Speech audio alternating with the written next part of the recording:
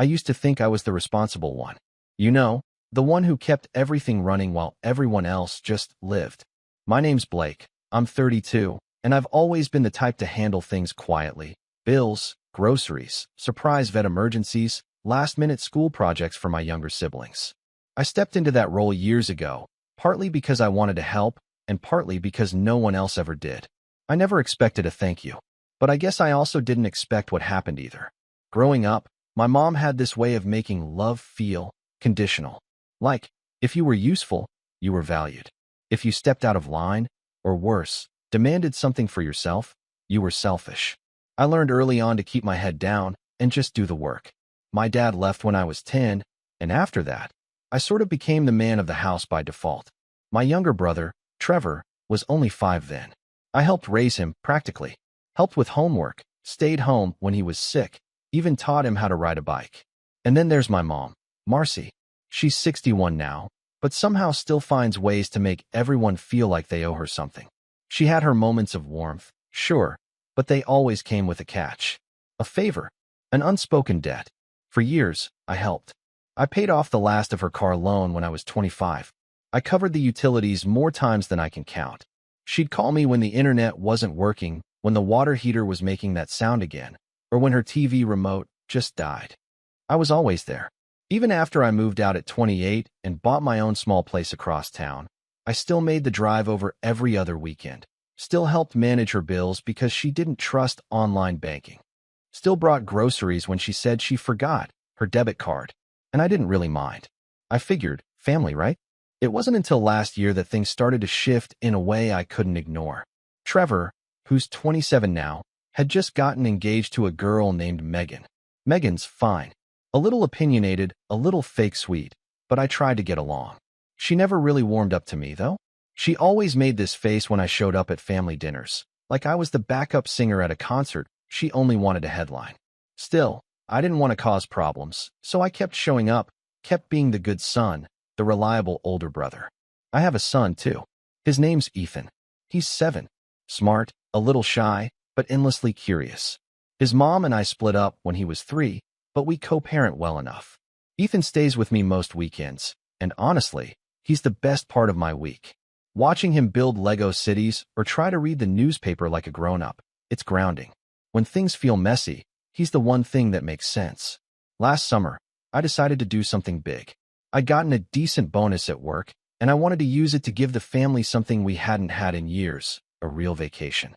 Not just a weekend trip to the lake or a backyard barbecue. A full-blown, proper family vacation. I spent weeks researching. Found a beautiful rental cabin in the mountains. For bedrooms, a game room for the kids, a hot tub, close to hiking trails, something for everyone.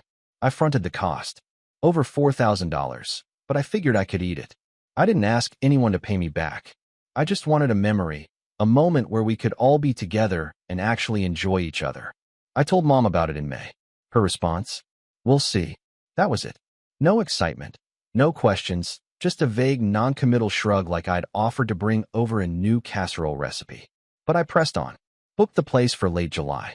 Sent out a group message with all the details. Trevor never replied. Megan responded with a thumbs-up emoji. Classic. Still, I was excited. I started planning little things to make it more special. Esmores kits, a movie night schedule, even made laminated itineraries because I'm that guy. Ethan was over the moon. He asked me every weekend how many days were left until the big cabin trip. Then, 2 weeks before we were supposed to leave, I noticed something strange. I was over at Mom's house fixing her leaky kitchen faucet when I overheard her on the phone with Trevor. She was talking about plans for the end of the month and mentioned flights.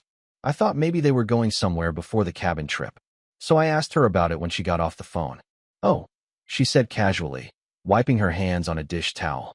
Trevor and Megan invited me to join them on a trip to Florida. Just a little getaway.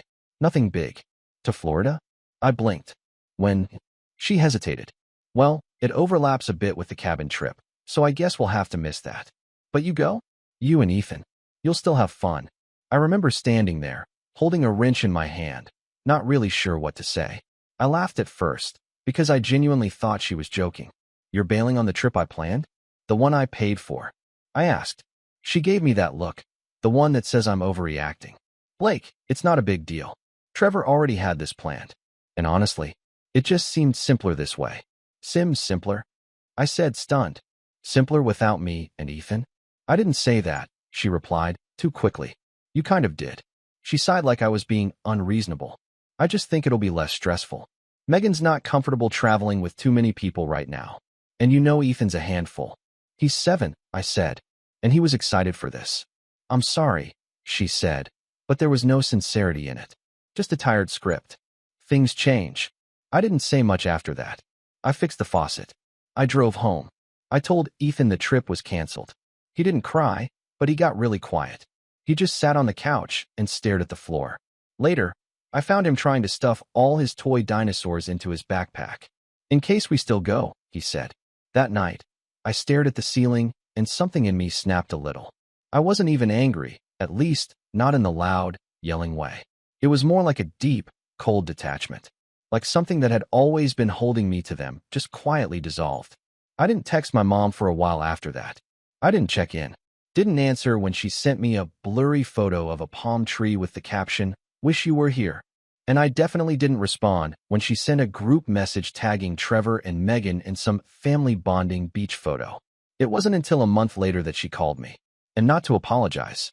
No, she called because she was confused why the electricity bill hadn't been paid yet. Blake, I just got a notice from the power company, she said. They're saying the payment's overdue. You usually take care of this by now. I was sitting at my kitchen table, sorting through some of Ethan's school forms. I let the silence hang just a little too long. Hello, she said, irritated now. You should ask the ones you took on vacation, I said calmly. There was a pause on the line. A long one.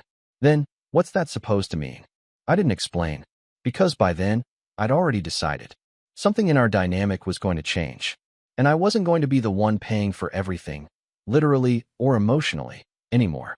But I hadn't told her the full plan yet. Not even close. And when I did, it was going to hit her like a storm. I didn't hear from her for a few days after that phone call. I figured she was stewing. Maybe she thought I was bluffing, just having a little tantrum because my feelings got hurt. That's the way she always framed things when I stood up for myself. You're being dramatic, she'd say. Or, you always take things so personally. She didn't understand that it wasn't about the trip. Not really. It was the culmination of years of quietly being the fallback plan, the built-in babysitter, the unpaid handyman, the human ATM. But this time, I stayed quiet. I didn't reach out. I didn't cave. And that silence must have started getting to her, because a week later, she sent me a text that said, "Hey, can we talk? I think you're misunderstanding everything." I ignored it. Then another one. "Trevor and Megan didn't mean to exclude you. It just happened that way." Still ignored it. The truth is, I was tired of being misunderstood only when it was convenient for her. And I had bigger things to focus on. Like Ethan, who had started asking fewer questions about the trip, but had gotten clingier. I noticed he started double-checking if plans were really going to happen now. Like if we said we'd go to the park, he'd say, "Are you sure it won't get canceled?" The kind of stuff that hits you deeper than you expect. Made me feel like I'd failed him somehow, even though I knew I hadn't been the one to pull the rug out from under him. Around that time, Trevor started showing up in my mom's Facebook posts more and more. There was one of him and Megan standing on a balcony in Miami, holding matching cocktails, with a caption that said, "So proud of my son and daughter-in-law to be." Daughter-in-law to be. Like Megan was already family, more so than me and my actual child. Another one was a picture of the three of them at some beachfront restaurant, laughing over oysters. She tagged it, "Best week ever with my favorite people." Ethan saw one of the photos over my shoulder. "Is that Grandma?" he asked. "Yeah, Bud," I said, flipping the screen away. "Just some old pictures." "She said we were going to go too," he mumbled. And that's when it hit me that this wasn't just my wound. She didn't just betray me, she betrayed him too. And Ethan, bless his heart, didn't even have the full emotional vocabulary yet to express how that felt. 3 weeks later, I found out they were throwing an engagement party for Trevor and Megan at my mom's house. She didn't invite me. Well, to be fair, she did. Technically, I got a forwarded invite from someone else, a cousin I hadn't seen in months. No personal message, no phone call, no "Hey, I know things have been tense, but I hope you'll come." Just a digital invitation that said, "Join us in celebrating Trevor and Megan's love." and a location pin that led straight to the house I helped pay for the siding on 3 years ago. At first, I wasn't going to go. I didn't want to give them the satisfaction. But something in me twisted, and I thought, no, you show up. You look them in the eye. You show them what they threw away. I didn't bring Ethan. I wasn't about to subject him to that. Instead, I dropped him off at his mom's and drove over alone. I wore a button-up and jeans. Nothing fancy, but presentable. When I pulled up, I realized cars were already lining both sides of the street. Must have been 30 or 40 people there. Laughter spilled out of the backyard, along with the smell of catered food, barbecue, from the smell of it. I walked in through the side gate. No one noticed me at first. I saw Megan surrounded by a group of her friends, giggling as she opened a silver-wrapped gift. Trevor stood nearby with a beer, looking proud of himself. And Mom, she was glowing. Not just smiling, but full-blown glowing. She had on this coral blouse and gold earrings I recognized as the ones I bought her for Mother's Day 2 years ago. The same ones she once said weren't really her style. Guess they were now. When she finally spotted me, her smile faltered for a second. Just a flicker. Then she plastered it back on and came over with a glass of wine in her hand. "Blake," she said, loud and chipper. "You made it." "Yup," I said flatly. "Got the invite. Eventually." "Oh, don't be like that," she said, brushing off the comment. "It's a celebration." "Sure is," I said. "All this for Trevor. Must have cost a fortune." She blinked, then shrugged. "It's worth it. He's getting married. It's a once-in-a-lifetime thing." I gave her a look. "So was that family vacation?" Her jaw tightened. She didn't reply. "Blake," she said eventually, quieter now. "Can we not do this here? Please." "Sure," I said, still smiling. "Let's not. Wouldn't want to make anything simpler." I didn't stay long. Maybe 20 minutes. Just long enough for them to know I was there. Long enough to see how easily they'd replaced me. How little they even noticed my absence until I showed up. I left without saying goodbye. A week later, I got the real gut punch. Mom called me. This time, she didn't beat around the bush. No fake cheer, no subtle guilt tripping. Just pure entitlement. "Blake, I need to ask you something," she said. "What now?" "Well, Megan and Trevor are talking about getting a new place. Something a little bigger, maybe with a yard for when they have kids. I was wondering if you'd be willing to co-sign." I almost laughed. Actually, no, I did laugh. Right into the phone. "You want me to co-sign a mortgage for Trevor?" She cleared her throat. "It would mean a lot to him. You know how hard it is for young couples to qualify these days. And what, exactly, does that have to do with me?" "Blake, come on. You're in a good place financially. You're single. You don't have as many obligations. I have a child. You know what I mean," she said quickly. "Trevor's your brother. Family helps family. That phrase. That cursed phrase. Family helps family. I'd heard it so many times over the years, usually right before I was asked to give something up. Funny," I said, "because I didn't see much of that family help when I was scraping together money to fix Ethan's school laptop, or when I was covering your heating bill last winter." "That's not fair," she snapped. "Neither is asking me to put my name on a loan for someone who just cut me and my son out of a family trip and threw a party without us." There was silence on the line. Then she said something I'll never forget. "Blake, you always make things about you. You hold on to these little slights and blow them up into something they're not. Trevor isn't perfect, but he's trying. And Megan, well, she's going to be part of this family whether you like it or not. I just wish you could support them the way you say you support me." "I do support you," I said. "I have. For years." "Then act like it." That was the moment. The real breaking point. Not the canceled trip. Not the engagement party. Not even the audacity to ask for a mortgage favor. It was hearing my mother tell me to act like I support her after I'd spent over a decade being the silent scaffolding that held up her life. All while Trevor waltzed through his 20s with barely a care in the world, always shielded, always praised, always the golden boy. And it was in that moment that I realized something painfully simple. I wasn't part of this family. Not in the way they were. I was a tool, a resource, a safety net. And once I stopped serving that function, I became disposable. I didn't say anything else. I hung up, and I didn't call back. But I started planning. Quietly, carefully, because if they thought I was done, they hadn't been paying attention. They hadn't seen what I'd learned all these years while holding things together. They hadn't seen how much I actually controlled. And they were about to find out. After I hung up on my mom that day, I didn't move for a while. Just sat there on the edge of my bed, staring at the phone in my hand like it might ring again, and she'd magically say something different. Something kind. Something human. But of course it didn't. She'd said what she meant, and more importantly, she meant what she said. For the first time in my life, I finally let myself believe that. There was no part of me left that wanted to explain myself, or try and make her understand how much it hurt. I realized then that I'd spent my entire adult life trying to earn something that was never going to be given to me freely, basic respect. Not even love. I think I gave up hoping for unconditional love a long time ago. But just simple, decent, mutual respect. And if she couldn't even give me that after everything I'd done, then what was I holding on to? Still, the fallout hit hard. Harder than I thought it would.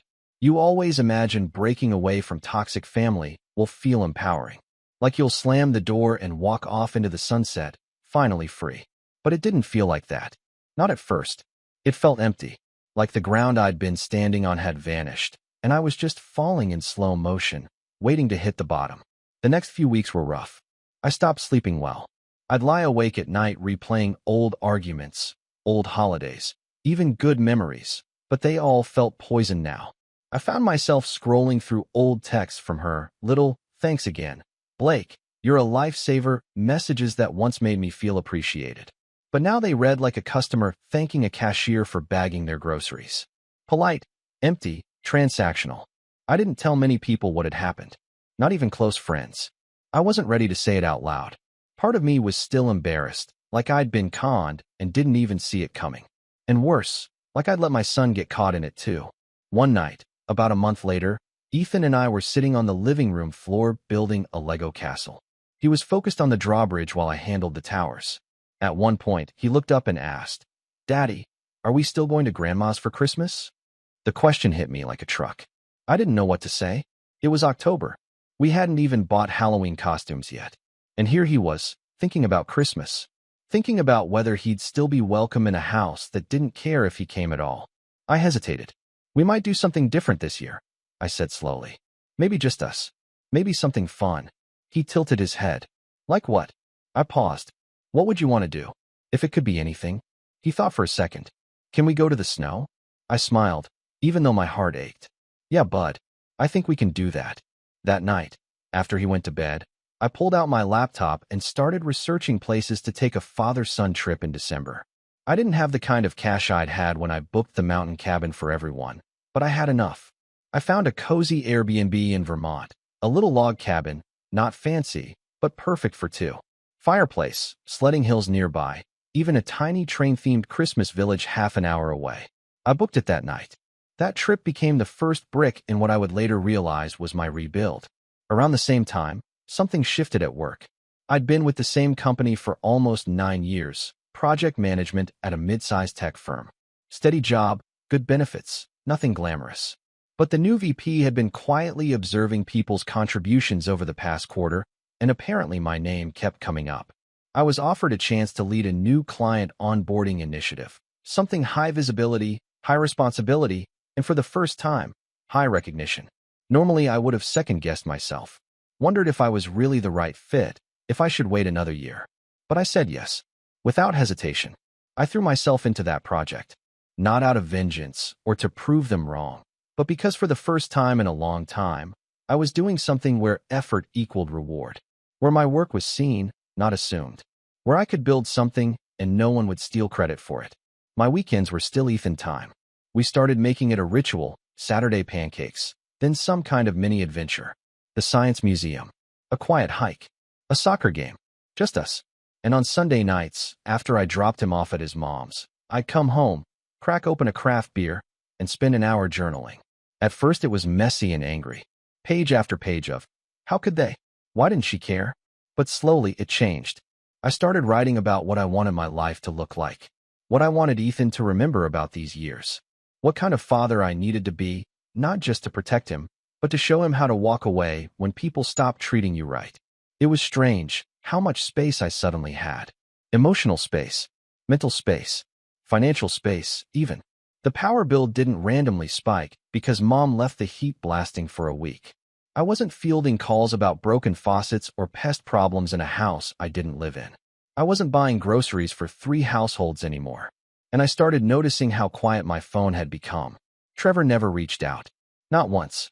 Not to ask why I hadn't shown up for Thanksgiving. Not to check in on Ethan. Nothing. Which told me all I needed to know. The final confirmation came when a mutual family friend, my Aunt Denise, reached out. She and my mom had been close once, but they'd drifted over the years. She'd always liked me, though. She called me out of the blue one evening. "Hey, Blake," she said gently. "Mind if I ask you something?" "Sure," I said cautiously. "I saw a photo on Facebook. Your mom posted it. Trevor and Megan's baby shower." I blinked. "Baby shower?" "Yeah," she said. "Apparently Megan's 6 months along." My stomach dropped. "They didn't tell you?" "No," I said, trying to keep my voice even. "They didn't." "I'm so sorry, sweetheart," she said. "I figured maybe you were just keeping it private. But when I asked about you, your mom said you were doing your own thing these days. Like you'd left the family." I let out a dry laugh. "Yeah, I guess that's one way to spin it." Denise hesitated. "I just wanted you to know. I see what's happening. And it's not right." After we hung up, I sat there for a long time. 6 months along. That meant Megan had already been pregnant when I got that call about co-signing a mortgage. When they asked me to put my name on a house that would be for their new little family. A family they had no intention of including me in. That was the last little ember of hope burning in the corner of my heart, and it went out completely. But this time, it didn't feel like loss. It felt like clarity. I wasn't part of their story anymore. But maybe that was a good thing. By the time December rolled around, I'd finished the onboarding project and been offered a promotion, official team lead. A raise. My own office. I accepted it on the spot. Ethan and I went on our Vermont trip a few days before Christmas. The cabin was perfect. We built a snowman, drank hot cocoa, stayed up late watching cheesy holiday movies. I even surprised him with a model train set that we set up under the little tree the Airbnb host had left decorated. One night, as we were getting ready for bed, he looked at me and said, "This is the best Christmas ever." I didn't cry, not until he was asleep, because I realized something then. I wasn't rebuilding my life. I was building it for the first time. And this time, I wasn't building it for people who only saw me as useful. I was building it for us, me and Ethan. But I wasn't done. Not quite. Because even as I found peace, I hadn't forgotten everything they'd taken for granted. And soon, I'd be taking something back. Not out of spite, not out of anger, but because it was mine. And they never even bothered to say thank you. When we got back from Vermont, everything was different, and not just in the obvious, surface-level ways. Something in me had hardened, but not in a bitter way. I'd let go of needing them, and with that freedom came a strange kind of clarity. For the first time in my life, I could see them for who they really were. My mother, Trevor, Megan, not through the fog of guilt or obligation, but through the lens of truth. And the truth was, they never really saw me as part of the family. Not in any meaningful sense. I was a support beam, a financial cushion, the guy who'd always say yes, the one who'd never say, "What about me?" So when I stopped doing those things, stopped enabling them, they treated it like a betrayal. Which was funny, really, because they'd been betraying me for years. They just did it with smiles on their faces and wine glasses in their hands. That trip with Ethan made one thing painfully clear. I had a responsibility to protect him from becoming a version of me, a man raised to think he has to earn love through labor, silence, and sacrifice. And part of that meant teaching him, through action, that some boundaries are worth defending. Some lines, once crossed, deserve consequences. I started planning in January. Quietly, methodically. Not because I wanted drama. Quite the opposite. I wanted precision. I wanted my revenge to be the kind you couldn't scream your way out of. Not a blow-up. Not a public tantrum. I wasn't going to yell, throw anything, or write a Facebook post like my mother often did after even minor inconveniences. No, mine would be silent. And permanent. The first step was legal. See, back when my mom first started falling behind on bills, this was maybe 6 or 7 years ago, I helped her refinance the house. Her credit wasn't great. She was months behind on the mortgage, and she was terrified of foreclosure. So I stepped in, used my credit, my income, and my name to qualify for a new mortgage. She couldn't get approved alone, so I became co-owner. Technically, I owned 51%. At the time, she cried and said she'd pay me back every cent. She didn't, but I never pushed it. I let it slide, year after year, because I figured, what's the point? It's family. But now it meant something entirely different. So I called a real estate attorney, told him everything, sent him the documents, the agreement, the ownership structure. We met twice in person. He was thorough, calm, and surprisingly direct. "Blake," he said at the end of our second meeting, tapping the folder on his desk, "you are, on paper, the majority owner of that home, which means you have options." "Eviction?" I asked, not even sure I liked the word. He shook his head. "Not exactly, but you can force a sale, or, at the very least, reclaim financial control. If you wanted to, you could require her to buy out your share at current market value. And if she can't, you could list the property." It felt surreal, like holding a detonator I didn't know I'd been carrying. "I'm not trying to be cruel," I told him. "I just want my life back." "Then let's get to work," he said. Over the next few weeks, we started building a case. Every payment I'd made, every repair I'd covered, every dime she said she'd get me back for, and never did. He created a paper trail so clean you could eat off it. Every text, every bank transfer, every Venmo receipt from the years before she learned to use Zelle. At the same time, I started calling around to see if I could find out more about Trevor and Megan's living situation. They'd been quiet, which worried me more than if they'd been bragging. My cousin Vanessa, a kind soul who always kind of saw through the family politics, was the one who clued me in. "They've been trying to get a mortgage approved since September," she said. "I think Megan's credit isn't great. Trevor's not much better. I heard your mom was going to co-sign." I almost choked. "My mom?" "Yeah. She told my dad she might put the house up as collateral for a personal loan." It took a full minute for that to register. She was going to risk my house to help them get another house. She wasn't just excluding me. She was planning around me, using an asset tied to my name to make a future for the golden child and his Pinterest wife, while quietly keeping me in the dark. The rage I felt wasn't loud. It was cold. Still, the kind of fury that doesn't make you scream, it makes you plan. My lawyer drafted a formal letter of intent. If my mother couldn't buy out my share of the home within 60 days, I reserved the right to sell. We included an itemized history of my contributions, over $46,000 worth of payments, repairs, upgrades, and property tax coverage. We also included a note clarifying that, legally, any attempt to use the home as collateral without my consent would be considered mortgage fraud. I didn't send it yet. Timing mattered. Instead, I started cleaning up my own financial profile, paid off the last of my car loan, consolidated my student loans under a better rate, created an airtight budget, and started saving aggressively. I wasn't just preparing to reclaim my stake in that house.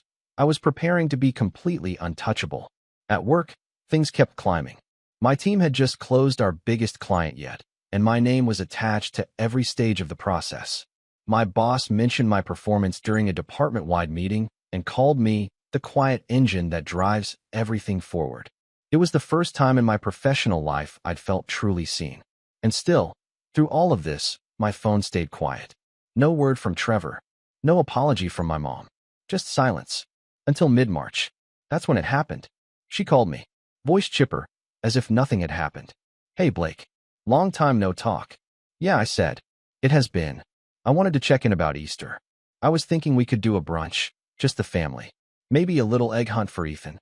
I didn't say anything. She pressed on. "Trevor and Megan are going to bring a big announcement.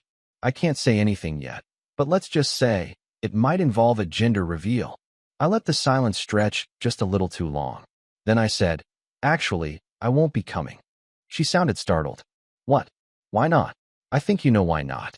"Blake," she said, her voice tightening. "This is getting ridiculous. That trip stuff is months behind us. Can't you just let it go?" "I did," I said. "That's the problem." Another silence. Then she said something she thought would guilt me. "You're going to punish your own nephew or niece just to make a point?" And that's when I knew. She still didn't get it. This wasn't about revenge. Not yet. This was about clarity. "No," I said. "I'm going to protect my son. From people who treat him like a spare part." She scoffed. "You're being dramatic again." "No," I said calmly. "I'm being strategic." She didn't understand what that meant. But she would. The next morning, my lawyer sent the letter. And the countdown began. 60 days. 60 days to either buy me out or prepare to lose the house. I didn't warn her. I didn't answer when she called, or when she texted 20 minutes later. "What is this? Are you serious?" Dead serious. And I wasn't bluffing. Because what they'd built, This illusion of a perfect little family was sitting on a foundation I owned, and they never once thought to ask if I wanted to stay part of it. But that was okay. I had 51%, and that was about to matter more than they ever realized. The fallout began exactly 13 days after the letter was delivered.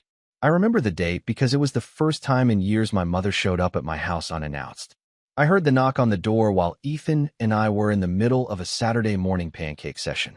He had chocolate smeared across his cheek and was giggling at the shape of a pancake that looked vaguely like a dinosaur. The knock came again, harder this time.